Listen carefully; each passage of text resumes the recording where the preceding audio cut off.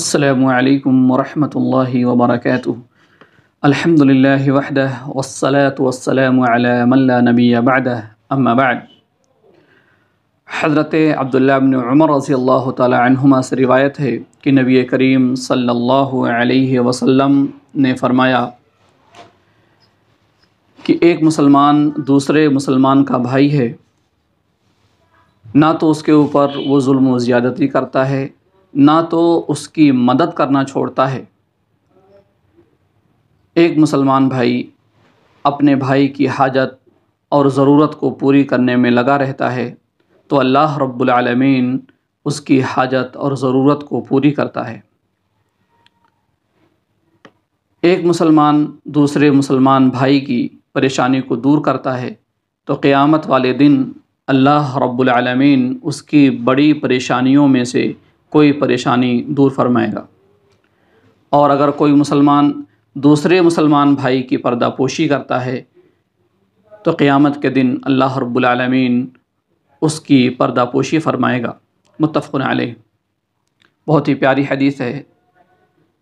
نبی کریم صلی اللہ علیہ وسلم نے اس حدیث کے اندر بہت ساری چیزوں کے بارے میں بیان فرمایا۔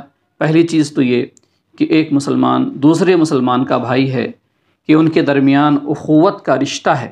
ایک مسلمان بھائی سے دوسرے مسلمان کا اخوت کا رشتہ ہے، اسی لیے مسلمان سے محبت ہونی چاہیے، اس کی پریشانی کو اپنی پریشانی سمجھنا چاہیے اور نہ اس کے اوپر ظلم و زیادتی کرنی چاہیے اور نہ تو اسے تنہا چھوڑنا چاہیے، بلکہ ہر موقع پر ہر جگہ اس کا ساتھ دینا چاہیے۔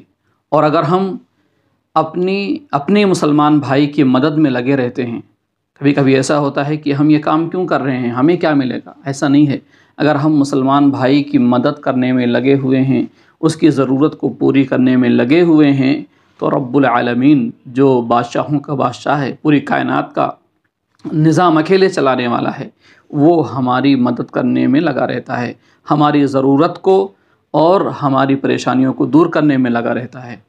اور اگر ہم دنیا میں کسی مسلمان بھائی سے کوئی پریشانی دور کر دیتے ہیں، چاہے وہ قرض میں ہو، چاہے وہ بیماری میں ہو، چاہے وہ پریشانی میں ہو، اگر ہمارے بس میں ہے، اگر ہم اس کی پریشانی کو، اس کی بیماری کو، اس کے قرض کو دور کر دیتے ہیں، ادا کر دیتے ہیں، تو قیامت والے دن اللہ رب العالمین ہماری بہت بڑی پریشانیوں میں سے کوئی پریشانی دور کر دے گا۔ اور یہ چیز بھی معلوم ہوئی کہ اگر دنیا کے اندر ہمیں کسی کے عیب کا پتہ چل گیا، کسی کی برائی کا پتہ چل گیا، کسی کے نقص کا، کسی کے عیب کا ہمیں پتہ چلا، تو یہ نہیں ہونا چاہیے کہ ہم چوراہے پہ بیٹھ جائیں اور اس کا اشتہار چھپوا کے لوگوں میں بٹوا دیں، بلکہ سوشل میڈیا پہ ڈال دیں۔ یہ نہیں ہونا چاہیے، بلکہ ہم اس کی ستر پوشی کریں، اس کے عیبوں کے اوپر، اس کی برائیوں کے اوپر پردہ ڈالیں۔ اگر ہم ایسا کرتے ہیں تو اللہ رب العالمین قیامت کے دن ہمارے عیبوں کو چھپائے گا، جبکہ وہاں پورے عالم کے، پوری دنیا کے لوگ ہوں گے، ہماری پردہ پوشی فرمائے گا۔